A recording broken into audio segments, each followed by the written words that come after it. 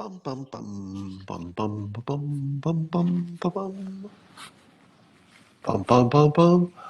Well, I don't know how many of you are going to join me today versus still watching the coverage of the president announcing the successful operation against al-Baghdadi, who I call al-Baghdadi because he's kind of dead. We'll talk about that. But first, we're going to have the simultaneous sip. Yeah, the simultaneous sip is always good. It's the best part of your day, in fact. But today, a little extra, because we're going to be lifting our vessels, our containers, to a successful operation, to the U.S. military who carried this out. It's an excellent day. I'm sorry. Your house is about to burn down in Healdsburg.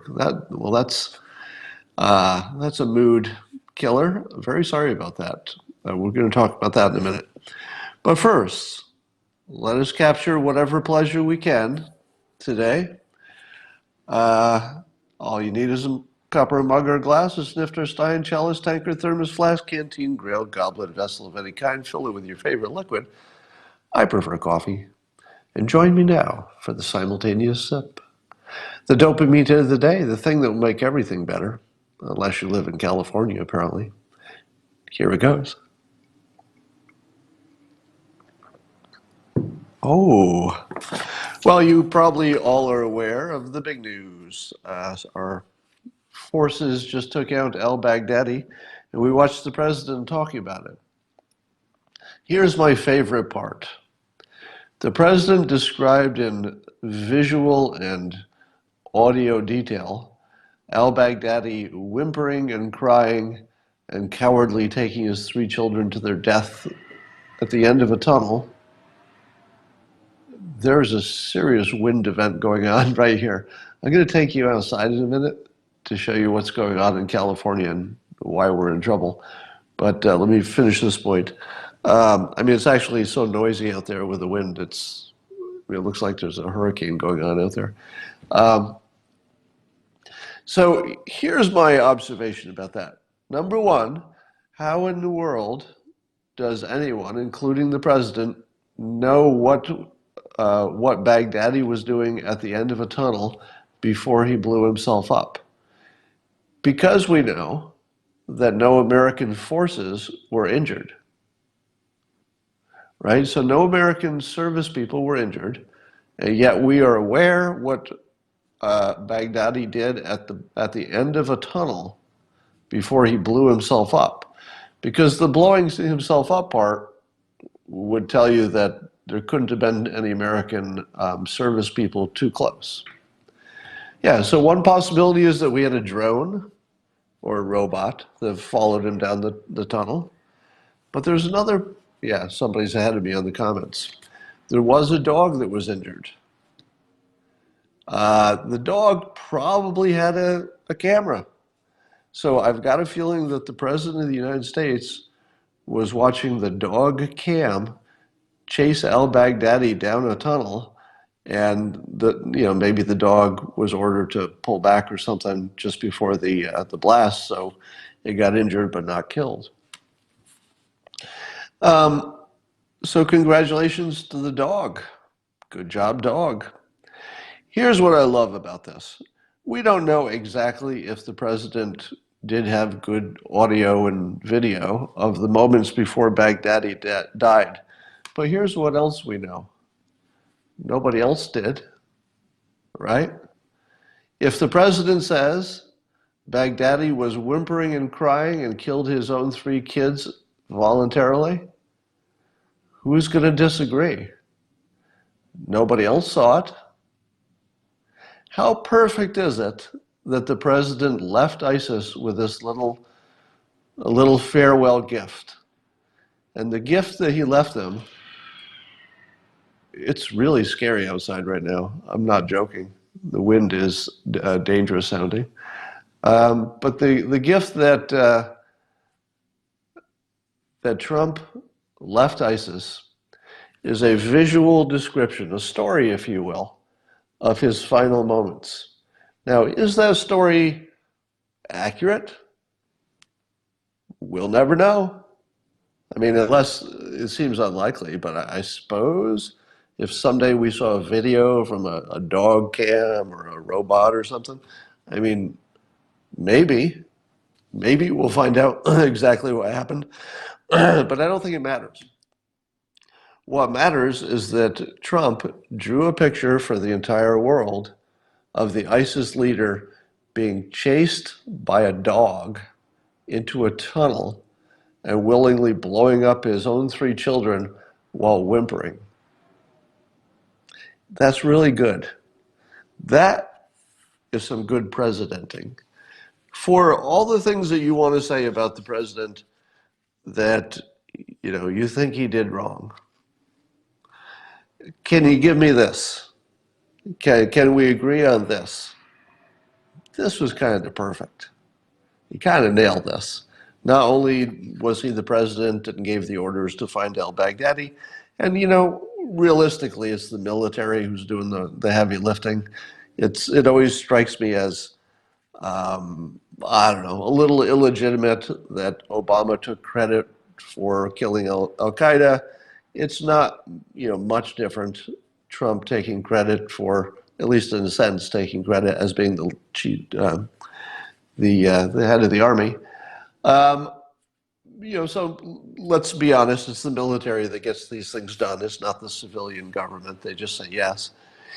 But this is an amazing moment. And I think the president handled it perfectly in terms of just putting the final urination on Baghdadi's grave. By telling the story the way he did, we don't have a competing story. We only have one visual in our head, and it's what each of us imagined when he told us the story of him going down this dead-end tunnel with his 3 kids and a suicide vest. I mean, he painted a picture for us. That picture will never leave your head. And maybe, here's the fun part, maybe it's not even true. I mean, it might be true. It might be exactly what happened. He may have seen the whole thing. But it doesn't matter. Because whether it was exactly true, or let's say a hyperbolic, persuasive version of what he'd like you to think were the last minutes, I'm not sure that matters, because there will be no competing story. Nobody else was there. So this president nailed the description of what happened. That's just as hard as you could nail something. You can't, you could have 100 nail guns and you couldn't nail anything harder than that. Now, I'm already hearing some, let's say, cautious criticism of the president's announcement, because there was some worry that he may have gone too far in giving out some details that would give, I don't know, some enemy of the country an advantage. I don't know exactly what. There were several things he said, which I said to myself, I wonder if everybody else knew that. One of the examples was that we knew a lot about the tunnel structure. Did we necessarily want anybody to know that we knew the tunnel structure?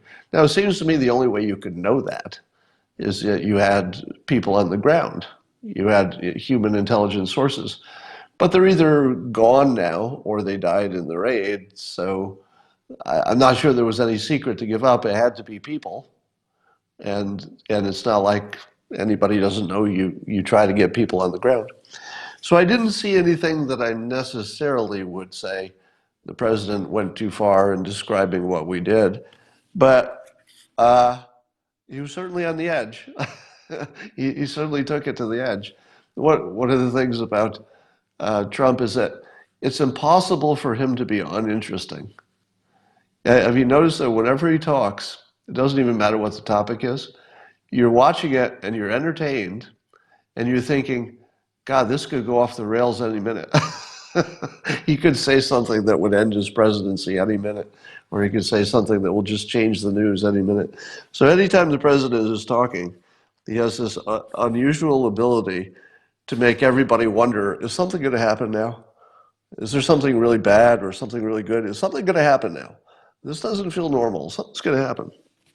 All right. As all the experts are saying, ISIS, of course, has more than one leader. They can replace them. But I always say this. There was only one guy who had whatever it took to form ISIS and create a caliphate for a while and kill all those people. There was only one guy who pulled that off. Now, if that one guy didn't exist, would someone else have done it? I don't know. I mean, I think you have to say to yourself, if Steve Jobs had not created Apple, was somebody else going to do it? Don't know. Maybe somebody else would have done something like it. Maybe. But you always have to wonder how important talent is.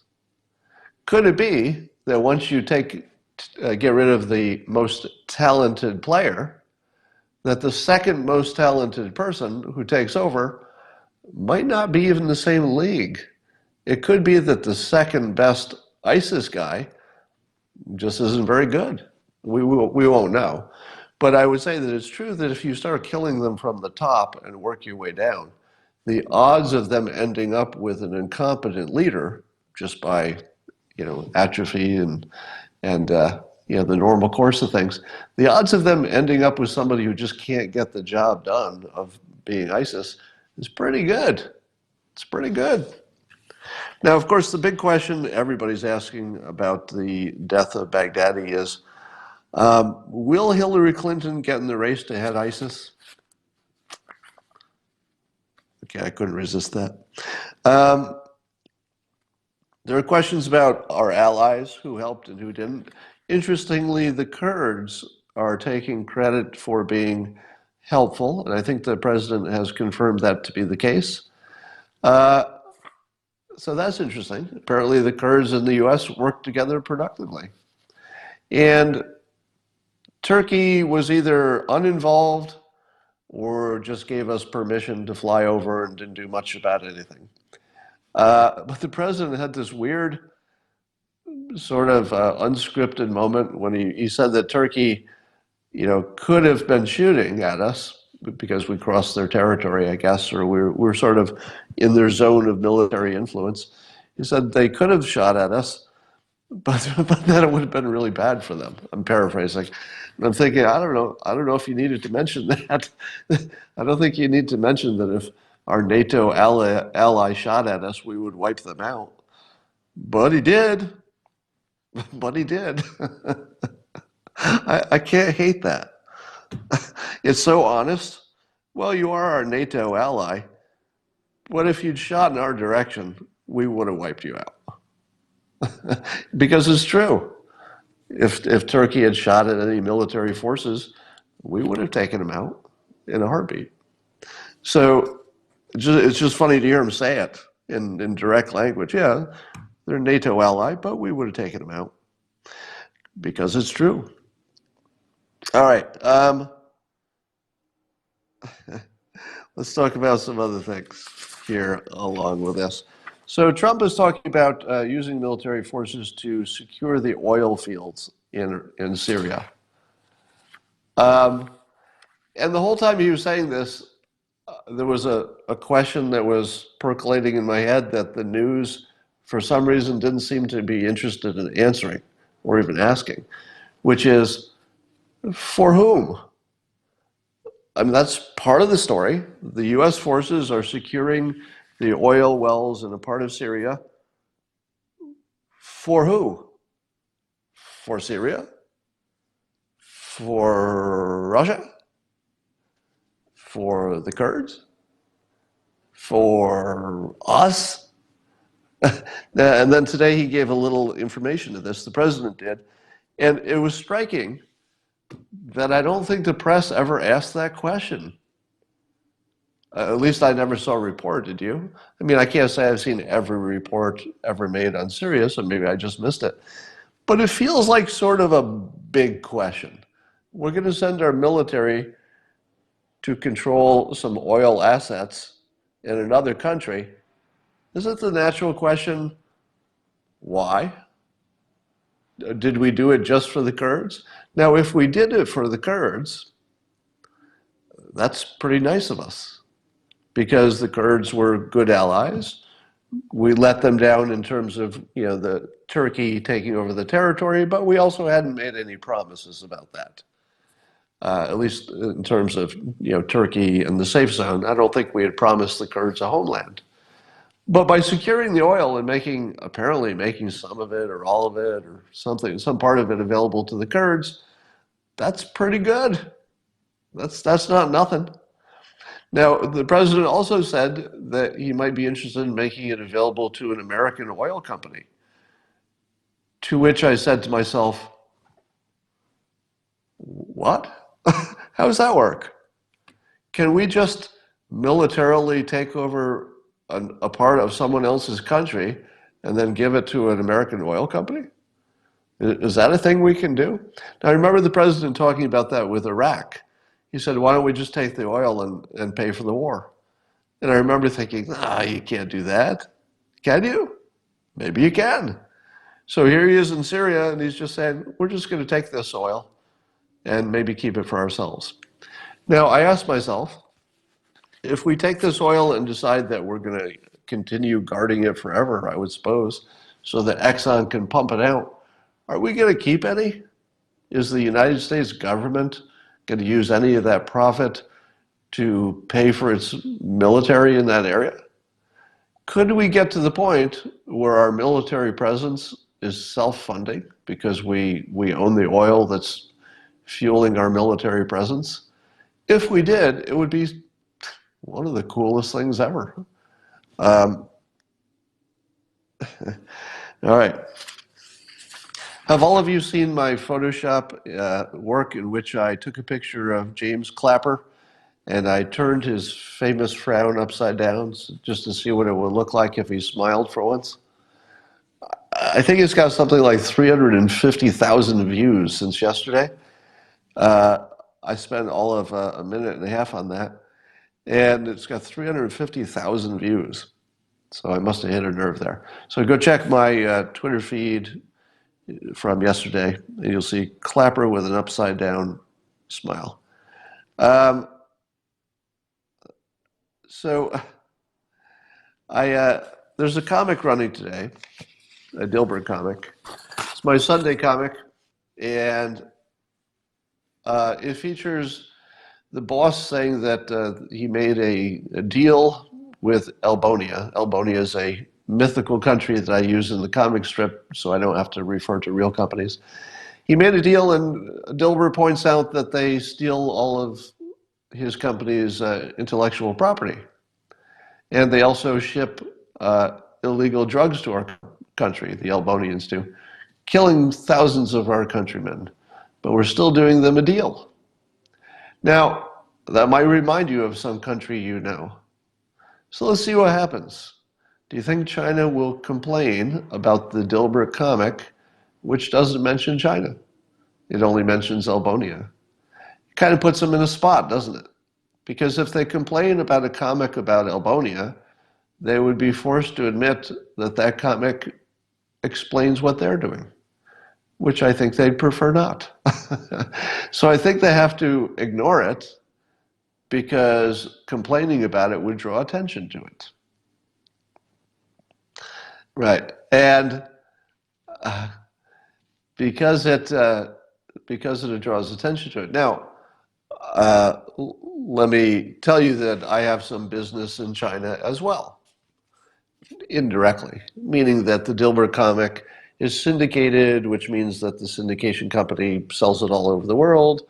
And the last I knew, there was at least one English newspaper in China that bought the strip. So I have some small amount of business in China that I'm happy to lose. My syndication company would be less happy to lose it, I'm sure. But if that happens, it happens. So it might be an expensive day for me. We'll see. And I would not expect that I'll ever sell another book in China. I have sold books, a lot of books in China, I don't think that's ever going to happen again. So, so it's expensive to say what's on your mind, but I like to keep the pressure on fentanyl China, or as I like to call them recently, cheating China. So there's also a story I'm seeing mostly on Fox News about Chinese organ harvesting, that they're that they may or may not be harvesting the organs of still living prisoners of a small religious sect, sort of, they would call it a cult probably. Now, here's the thing. Do you think that's real? Do you think that's real? I'm going to lean toward not real. Now, I would not be surprised. I would not be surprised if it had happened at least once. So if you tell me that some prisoners have been used for organ donation, but perhaps they were, going to be executed anyway, I would say probably. Why waste a good organ? I mean, I'm not even sure I have a big problem with the idea that China was using the organs from people they were going to execute anyway, so long as those were real crimes. I mean, if it wasn't a real crime, then of course it's a horror. But if they were murderers or whatever and they were going to be executed anyway, why waste some organs? So I would guess, here's just my speculation, based on what I know about the world and things we've seen and patterns we've seen before, but just speculation, that there's probably something to it, meaning that even if the only thing you were doing is using the organs from executed prisoners, that's sort of a bad situation because it would encourage them to maybe execute more people than they would otherwise because it could be profitable. It might be really profitable to execute people if you can sell their organs. And who knows what kind of corruption, payback, bribes are involved in the prison system slash medical community, whatever. So there's probably something real to it. I just don't know that it's an ongoing, keep them alive while you're taking their organs out situation or not. Um, so here's a question to you. Do you remember, it wasn't long ago, that I was talking about the word grifter came into heavy usage with the anti-Trumpers. They were calling me a grifter just about every day. They were calling other Trump supporters grifters. They were calling the president a grifter.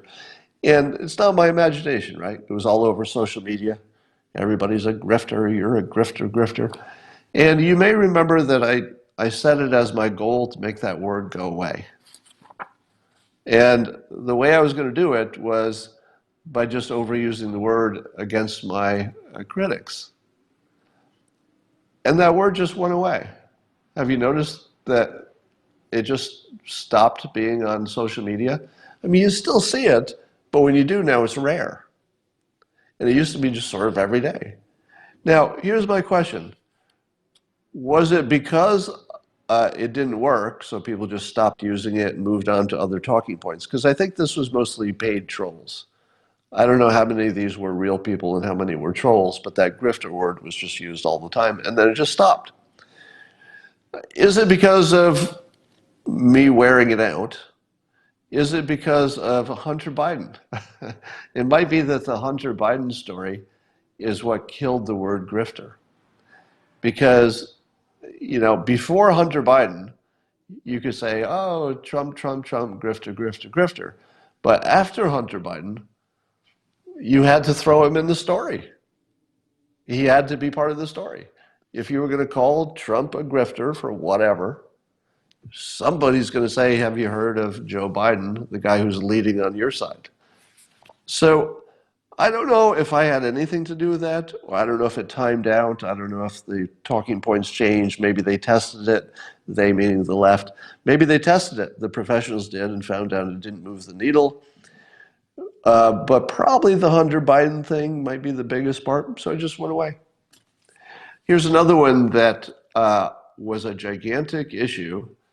Let me ask you if this is your impression. Does it seem to you that the the way climate change is being talked about right now is substantially different than even a few months ago. Have you noticed that? And could it be because there's now there are enough advocates, I'm one of them, Mark Schneider, Michael Schellenberger, Bill Gates. There are a number of people who are sort of prominent in the sense that they make a lot of noise. I don't want to call myself prominent, but I make a lot of noise. Um, People saying that nuclear energy is the way to go, whether you believe in climate change or not, and that it's totally practical, and that we'll probably get there. Now, uh, do you think that that calmed down the hysteria? It feels like the hysteria settled down. Maybe it's because the 16-year-old Greta Thunberg, she made her tour and then she left, so maybe that she was the reason we were getting more attention. But it feels as though there's some kind of a sudden change where the leading Democrats are still talking about climate change, of course, but it feels like it went from the top priority to, well, just something you mentioned. So that's just something to watch, because the nuclear energy play as a solution to climate change, and even if you don't believe in it, you still want as much of it as possible because you still need clean energy. Maybe it just made that story less important. We'll see. So I'd be interested. Oh, let me. Um, so yesterday I had a guest on. So James came on, and we were talking about Trump and his views of Trump and my views of Trump. And I want to ask you your opinion on it, because I'm trying to decide to have more guests to bring James back. Just trying to get a sense of how that went over, because when I was talking with him, I was listening primarily and not watching the comments, so I didn't have a good sense of how the audience was reacting. Um, was it useful to you that I was using the techniques in my new book, Loserthink, that's available for pre-order right now? It'll be out November 5th, so if you order it now, you'll get it in time. Um, and I hope you do, by the way. So please buy my book. It would make me very happy. Was it useful to you for me to point out, using the techniques in the book, when, as I was talking with James, when he was word thinking, just trying to label something, he's a con man, but without any backup. That's the word thinking part. And then the mind reading. I called out his mind reading a number of times, and you saw that that was fairly effective, wasn't it? Whenever I called out that he was mind reading, it made him almost necessarily have to, scramble to present a better defense. And I think I also pointed out that he was in a bubble. Bubble. He was in one of these bubbles, because he actually claimed that he was pretty sure, he was so sure that there was no new wall being built on the border with Mexico, that he actually challenged me to Google it live while we are here. And of course, it took me 10 seconds to Google that San Diego was built a bunch of wall. Since then, people have tweeted me a lot of stories showing, how many miles of wall have been built. But aren't you kind of amazed that there's somebody who is a political advocate, social advocate, a lawyer, Harvard trained, and very smart guy, obviously. You don't go to Harvard if you're not. But were you shocked and amazed that something that's 100% universal knowledge, probably to every single person watching this Periscope? I'll bet there wasn't one person on this Periscope. Now there's 2.4 thousand people live. I'll bet all 2.4 thousand of you were fully aware that there is serious wall being built on the border, primarily, or maybe exclusively, I don't know, but in places where there were already some kind of barrier, but it wasn't a good one, so it wasn't working. Now, obviously, that's where you want to put your wall first, because the reason there was a barrier there before is because it was already identified as an important place that people cross. So putting a good barrier where there was a bad barrier would make sense as the most important place to do it. So it's happening, hundreds of miles. And how could there be somebody who's watching the news who's not aware of that? And the answer is, if you watch only the news from the left, and it works the other way too, if you're watching only the news on the right, you're in a bubble. You don't know the news that's not being reported on your side. So that was interesting. So here's the question. I got different comments on that. Would you like to see James come back? If you saw it yesterday, would you like to see him come back for another topic, something similar in the news? Or other people with the same kind of arguments? I just want to get some kind of an opinion from you. Now, I want to defend James a little bit from some of your comments. Number one, how brave is it that he came into unfriendly territory and made his case? Very brave. And how many people could have done that? Could you have done that? I talk in my book, Loserthink. I talk about the importance of being able to use your ego as a tool and not a description of who you are. Now, if James thought that his ego was who he is, would he put himself at risk by coming into unfriendly territory where, sort of things were stacked against him? No, he probably wouldn't have. He probably would not have. So you can judge just based on this one interaction that James has the ability to put his ego where it belongs, in the toolbox, not as an identity of who he is, and he just used it as a tool. He said, today I'll set it aside and go into unfriendly territory and mix it up. Now, many of you, because you're sort of biased in my favor because that's why you're here on this Periscope, that's no surprise. So most of you thought, oh, Scott, you got the best of this conversation. Don't you think he knew that was going to be the reaction? He knew that, right? I mean, I'm sure he didn't think, I can't read his mind, but it's reasonable to assume that when you go into enemy territory, politically enemy territory, that you're going to take some hits. You're going to take some hits. Now, what do you think is his reaction? Because by now he's seen lots of tweets. He's probably seen the comments. I don't know if he played it back, but he's probably seen your comments. And a lot of them were very negative. What do you think his response is to all the negative comments?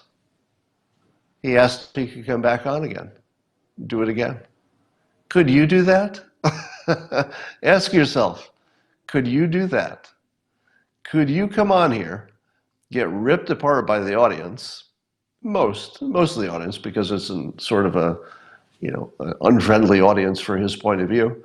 Could you do that and then come back and say, hey, let's do that again? Just ask yourself if you could do that, all right? He did it. So I'll put that out to you. You don't have to ask it now. Maybe you could tweet at me.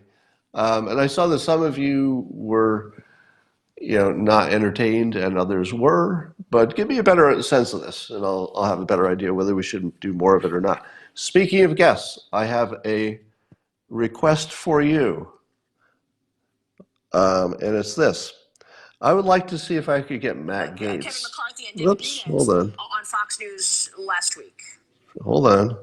I've got to call up Twitter here while I'm talking because I want to check something as I talk. I would like to get Matt Gaetz to come on my Periscope, but I don't think I can entice him because obviously he's in great demand. I mean, he's on TV all the time, probably one of the busiest people in Congress right now, all the stuff he's doing. And in order to get him on here, And because I don't think he would imagine that this would be worth his time. If I were him, I would be skeptical of it as well. But here's what I'd like you to do. I'd like you to follow him on Twitter. You don't have to tweet at him. You don't have to say anything. I just want his numbers. So he's at 220,000.4 followers. I want to be able to say by the end of the end of today, maybe the end of tomorrow, I want to be able to say that his numbers went up 10,000 because I asked you to follow him. And by the way, you should follow him. You should follow AOC on the left, and you should follow Matt Gaetz on the right, because they're the most persuasive and interesting people on the two sides. So if you're not following those two, you're missing a great show. Just a great show. So Matt's been killing it lately with his persuasive ways, and he's just the perfect person to have on the show for a variety of reasons. But rather than ask him to be on the show directly, I'm going to do it indirectly. So I'm asking you to go to Twitter and follow him he's at Matt Gaetz, and it's spelled M as in Matt, M-A-T-T. Gaetz is G-A-E-T-Z. So just follow Matt Gaetz, and I want to see his numbers go up to over 230,000. And then if that happens, then I'll send him a message. I have a way to get him a message. And I'll say, hey, we just added 10,000 users. Could you come talk to us? I think that would be enough, don't you? If we could get him 10,000 new followers, I think that would be enough for him to say, hey, I'll give you 10 minutes. All right. Please do that for me. It'll be fun to see if we can make that happen. And then, let's see what else I got here. I think I had one other topic I wanted to talk about. So North Korea is making some news, but they got sort of overshadowed by all the Baghdadi stuff. And I've been wondering to myself, how could we ever make a deal with North Korea when the problem is who goes first? North Korea's, it seems to be that the bottom line is North Korea wants us to go first by withdrawing some troops or something like that. And of course, we want them to go first by giving up their nukes, but they don't want to do that because they're afraid that we'll attack them and kill them. So I would like to brainstorm a few solutions for the problem that nobody wants to go first. I think we could go first, but the trick is to go first with something that looks like going first and does have some real value, but still leaves lots on the table. So in other words, we'll still go first, but we still maintain a lot of leverage. Let me give you an example. We could say, how about we go first and we'll declare that the war is over. We'll just declare that we are not at war with North Korea. Now, what does that cost you? Nothing. Nothing. Doesn't cost you anything. But it goes first. Now, if you're North Korea, are you just as afraid of the United States if Congress, let's say Congress does it, declares the end of the war? Are you just as afraid of Congress the week they declare an end of war? You're not. It is going first. So somebody has to go first. Now, that alone would not be enough to, make it all happen. There's a second part here, and I'm going to offer this as a clever persuasion/negotiating technique, but I'm also going to fully disclose it, because it's the sort of persuasion/technique that it's fair to tell the other side, this is exactly what we're doing. There's no secret trick here.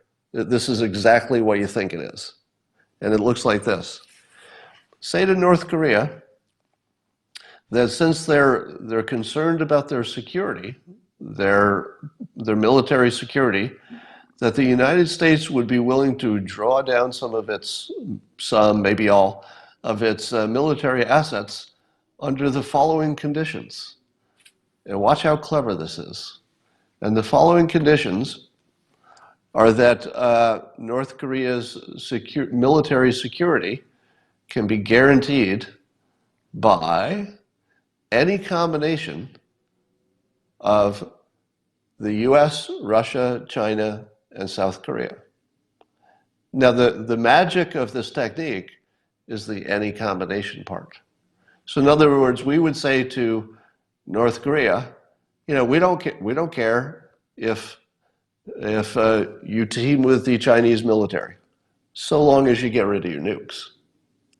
You can invite the Chinese military to set up a shop in your country, have some kind of a joint military support thing with them, as long as you get rid of your nukes. Because we have a risk with China that's not really going to change if they also have some more control over North Korea. All we care about is the nukes. That's it. That's all we care about. So we'd say to them, here's the deal. You can make a military agreement with us to protect against China and Russia. There's some kind of way we could say, look, how about instead of being your enemy, we'll form a military alliance with you, North Korea, to help you in case China or Russia attacks you. Now, it doesn't have to be, sending in troops, but we could say, we'll sell you weapons or whatever. Now, I'm not suggesting that North Korea would accept any of these deals. That's not the point. Remember, this is a persuasion technique. It does not rely on being factual, and it does not rely on anybody actually liking any of these techniques. Now, let's say you say to them, here's another choice, North Korea. You can make a deal where the US, Russia, and China, the three of us, and let's say South Korea, all agree to protect you militarily from the others. In other words, if China gets busy with North Korea and tries to take over, the US and Russia and South Korea will help protect them. If Russia tries to take over North Korea, China, South Korea, and the US will help protect them. So the idea here is that we give North Korea a choice of what their own security situation would look like, and then we tell them we'll support all of them. We don't even care which one they pick. We'll support all of them, as long as you get rid of your nukes. Because we are committed to not wanting to attack North Korea. We have a president who can make that case pretty persuasively. So the magic of the persuasion is that you give North Korea several choices that they have complete freedom to pick. What kind of security situation would you be happy with? You tell us, we only want one thing, get rid of the nukes. And by the way, if it'll warm things up for you, we'd like to declare the end of the Korean War. So I think going first, to break the logjam, we should probably declare an end to the war.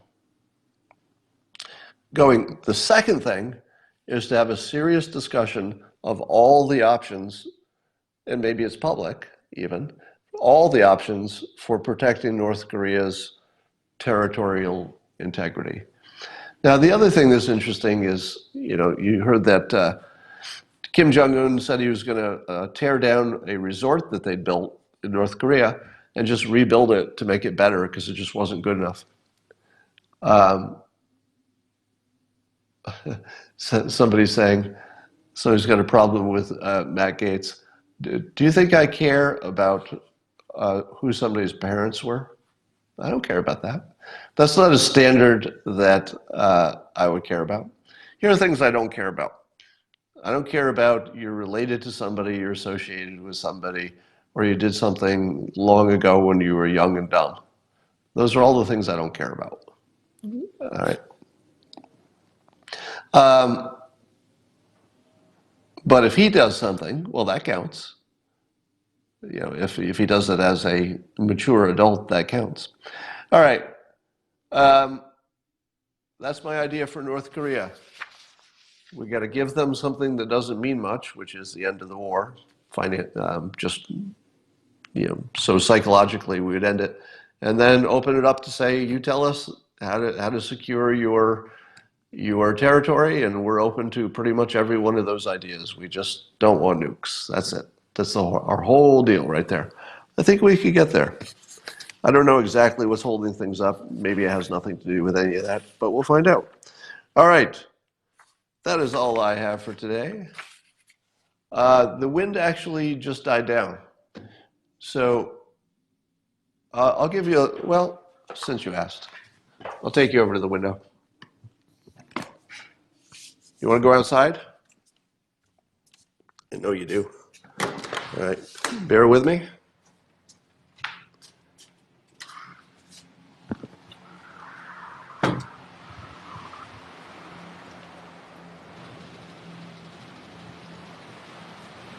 Oh, hello. Oh, Jesus, it's so cold out here. Holy cow. Wind is pretty strong. I don't know if that's smoke or smog in the distance. Doesn't look too clean. Anyway, it's not too bad out here. Earlier, it was way windier, but not terribly bad here. All right. That's all for now. Talk to you.